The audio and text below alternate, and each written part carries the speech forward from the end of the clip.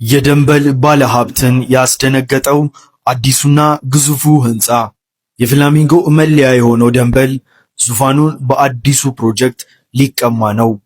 አዲሱ ፕሮጀክት 3000 ካሬ ላይ ያረፈ ሲሆን 35 ወለል ከፍታ ያለው ሚክስድ ዩዝ አፓርትመንት ነው።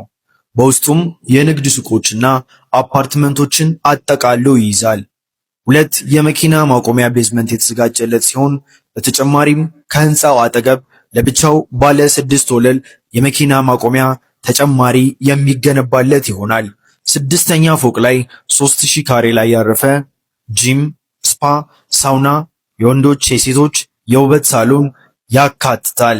አፓርታማዎቹ ከ7 ሚሊዮን ግማሽ ክፍያና ቀሪውን 50% ደግሞ እስከ 20 ዓመት እየኖሩ የሚከፍሉት የባንክ ብድር የተመቻቸለት ሲሆን ከባለ 1 እስከ ባለ 4 መኝታ በተለያየ የካሬ አማራጭ ተዘጋጅተዋል። ይህ ግዙፍና ዘመናዊ አፓርትመንት ሲጠናቀቅ ፍላሚንጎ ላይ አዲስ ድባብና ሞገስ ይፈጥራል ተብሎ ይጠበቃል።